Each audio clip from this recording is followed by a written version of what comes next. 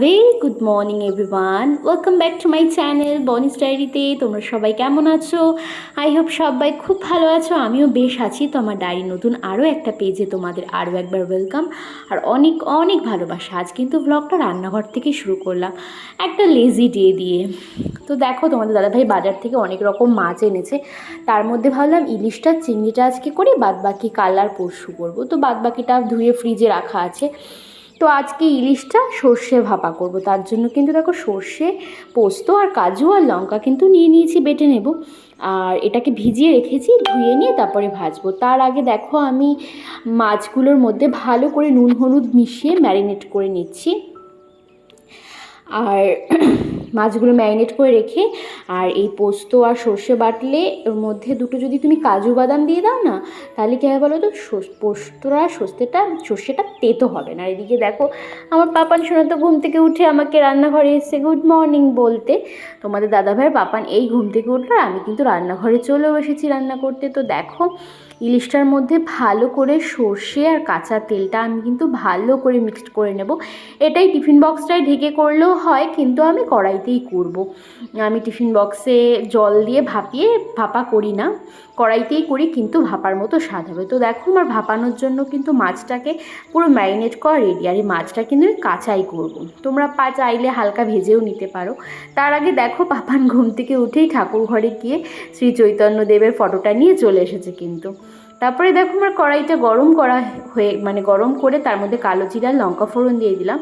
আবার রান্নাঘরে কিন্তু ফিরে এলাম। আর যে মাছটাকে আমি ম্যারিনেট করে রেখেছিলাম টিফিন বক্সে, সেটা কিন্তু কড়াইতে ঢেলে হালকা হাতে নেড়েচেড়ে দিয়ে ঢেকে দেবো জাস্ট। তাহলেই কিন্তু রেডি হয়ে যাবে আমার আজকে ইলিশ মাছের ভাপা, রান্নার জন্য প্রস্তুত হয়ে যাবে। তারপরে কিছুক্ষণ 15-20 মিনিট টাইম দিলেই, 15-20 মিনিটও লাগে না, কারণ ইলিশ মাছ তো খুব নরম মাছ, আর এটা যেহেতু কাঁচা করছি তার জন্য কিন্তু খুব তাড়াতাড়ি হয়ে যাবে।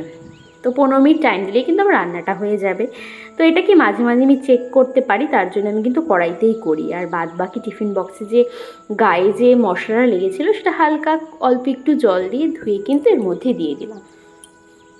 তো আজকে কিন্তু আমাদের ব্লগটা স্টার্ট করলাম রান্নাঘর থেকে, কারণ সকালে উঠেই আজকে ফ্রেশ হয়ে আগেই এসেছি রান্নাঘরে, আর অন্য কোনো কাজে যাইনি, পরে করব। তো দেখো আমি ইলিশ মাছটা ভালো করে মশলাটা পুরো মাখিয়ে নিয়ে তারপরে কিন্তু ঢেকে দিলাম রেডি হওয়ার জন্য। তারপরে পাঁচখানে পাপানকে খাইয়ে নিলাম।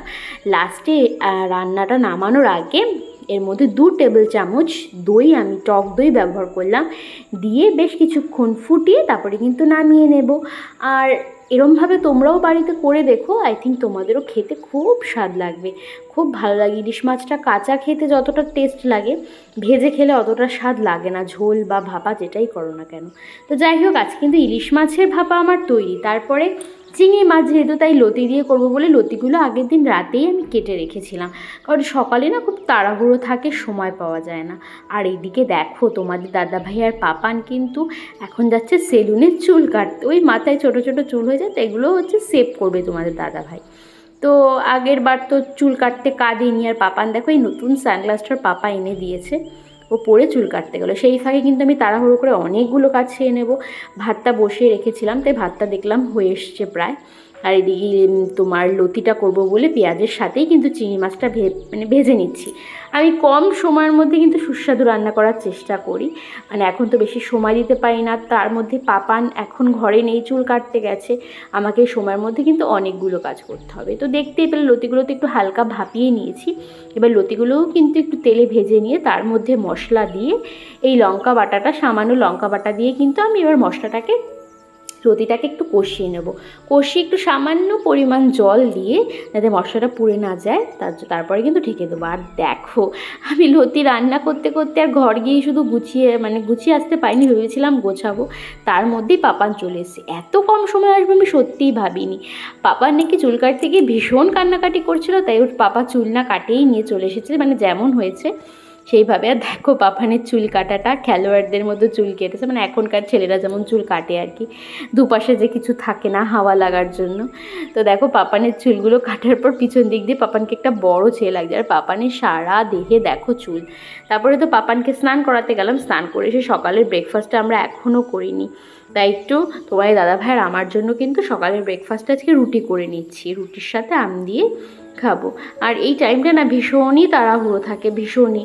তোমরাও যারা আমার মতো হাউস ওয়াইফ, সংসারের চাপ আছে, তারা জানো এই সময়টা মানে কারোর সাথে দুদণ্ড বসে কথা বলা বা ফোন এলে রিসিভ করা বা ভিডিও ক্যামেরা করা খুবই অসম্ভব ব্যাপার হয়ে ওঠে। তাও তোমাদের সাথে শেয়ার করব বলে আমার এই নিত্য দিনের রুটিনটা, তাই কিন্তু আমি ক্যামেরাটা অন করেই কাজগুলো করার চেষ্টা করি যতটা সম্ভব পারি। তো দেখো আমার কিন্তু রুটি ভাজাও হয়ে গেছে আর আমগুলো আমি স্লাইস করে কেটে নিয়েছি। এবার একটু পেট পুজো করে নেবো। তো সকালে ব্রেকফাস্টটা করে নিয়ে তারপরে পাপানের সব কাচাকুচিগুলো, মানে পাপান আর আমার যা কাচাকুচিগুলো হয় সব কিন্তু মেলতে চলে গেলাম। একটা কাজ বসিয়ে রেখে কিন্তু আমি আর একটা কাজ করি। ধরো রান্নাটা করছি, রান্নাটাকে স্টিমে দিয়ে তারপরে কিন্তু আর একটা কাজ করতে আসি। মানে সেই টাইমটুকু কিন্তু আমি বসে হাওয়া খেলেও হয়, কিন্তু সেই হাওয়া খাওয়াটা আমার সময় নেই, কারণ আমি অনেকটাই লেট করে বেলা করে ঘুম থেকে উঠি।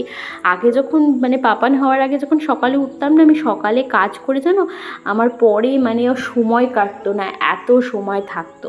আর এখন আমার সময়ের ভীষণই অভাব। তো তাও ওদিকে তোমাদের দাদাভাই পাপানকে স্নান করিয়ে দিয়েছি, পাপানকে নিয়ে খেলছে, ও অফিসে বেরোবে।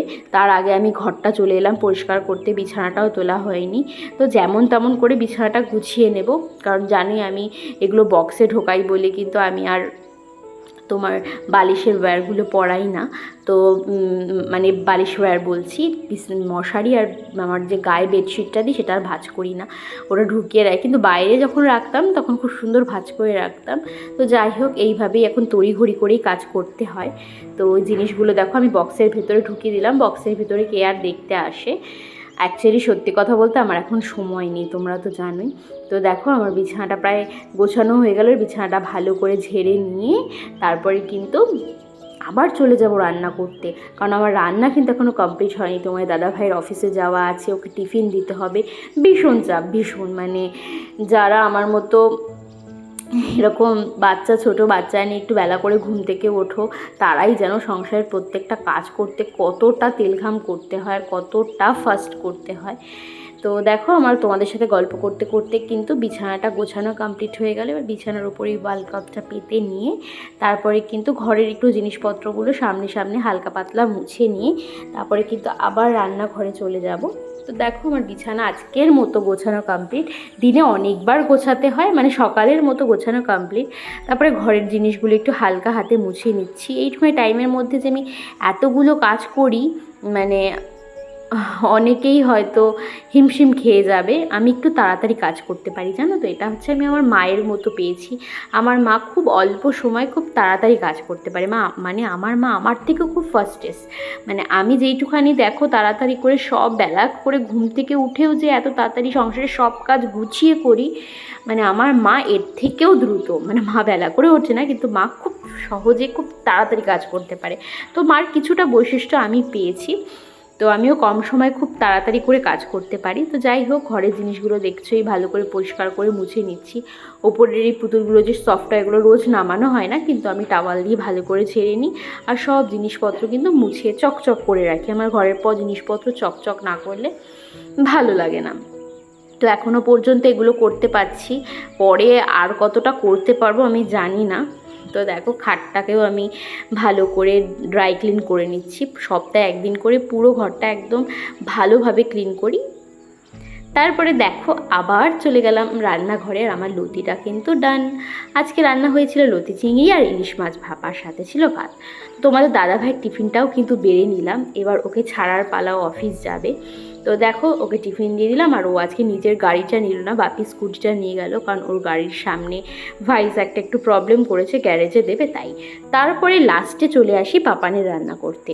তো পাপানের রান্নার জন্য পাপানের সবজিগুলো সব কাটা হয়ে গেছে, আর মাছটাকে কিন্তু নুন মাখিয়ে রেখেছি, এবার ধুয়ে পাপানের রান্নাটা বসিয়ে দেবো। তো পাপানের রান্না বসিয়ে স্নান টান করে এসে দেখি বদমাইশটা এই দেখো কতটা বদমাইশ হয়েছে। সারাদিন কিছু না কিছু বদমাইশি করে চলেছে, আর আমার ঘরের জিনিসপত্র সব ভেঙে চুরে ছিঁড়ে ছুঁড়ে নষ্ট করে দিচ্ছে। বন্ধুরা, আমার সাজানো সংসার পুরো এলোমেলো করে দিচ্ছে ও।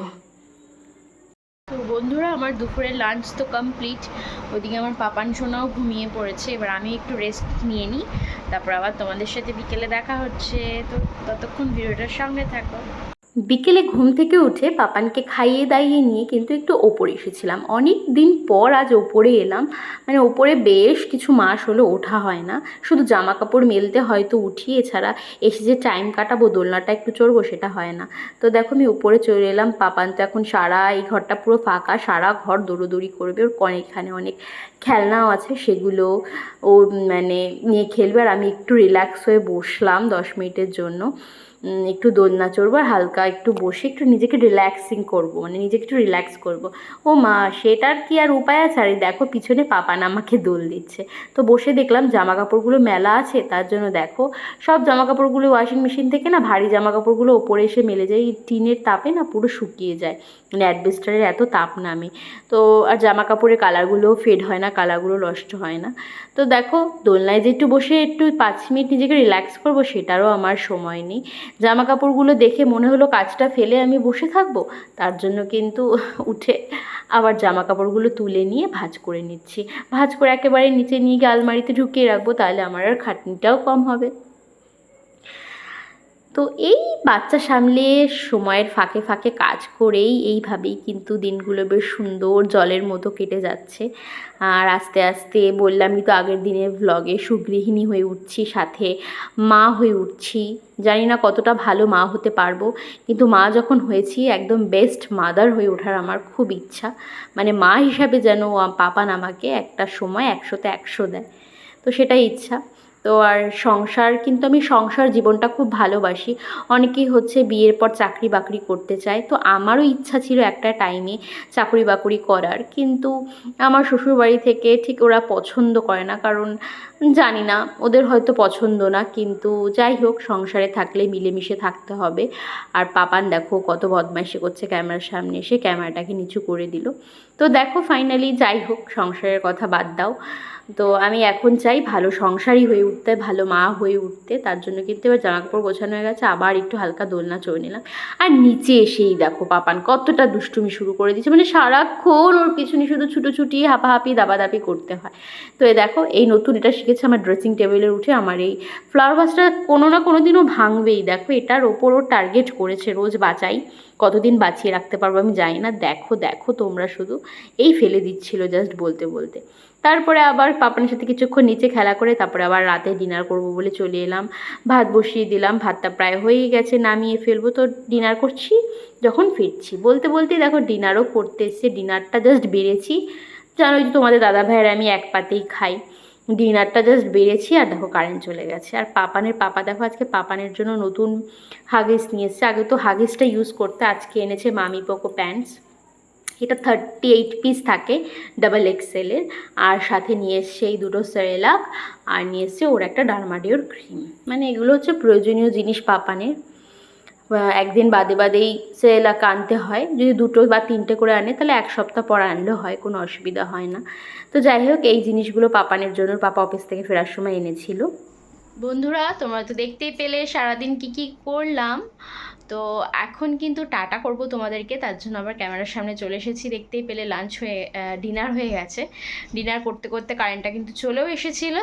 তো যাই হোক, আজকের ব্লগটা কেমন লাগলো সেটা কিন্তু কমেন্ট বক্সে জানাতে ভুলো না। আর যদি কোথাও ভালো লেগে থাকে অবশ্যই একটা লাইক কমেন্ট শেয়ার করে দিও। আর আমার চ্যানেলটাকে এখনও যারা সাবস্ক্রাইব করোনি please please please do subscribe. ওদিকে পাপান সোনাও কিন্তু খুব এনজয় করছে। আয় পাপান আয়, আয় আয়, গুড নাইট বলবি, আয় আমার ফ্রেন্ডদের গুড নাইট বলবে, চলে আসো। পাপান বলে দাও গুড নাইট। ও স্মাইল করছে, গুড নাইট বলে দাও, বলে দাও hi hi friend, good night. ঢাকে নিনি বলে দাও, টাটা করে দাও সবাইকে, টাটা, গুড নাইট বলো, গুড নাইট। মুখটাই কত রকম করছে। যাও পাপার সাথে খেলো। তো চলো আজকের মতো টাটা করছি, দেখা হবে ডায়েরির নতুন কোনো নেক্সট পেজে, নতুন কোনো ব্লগে। ততক্ষণের জন্য সবাই সুস্থ থেকো, ভালো থেকো, আর thanks for watching, tata, bye by.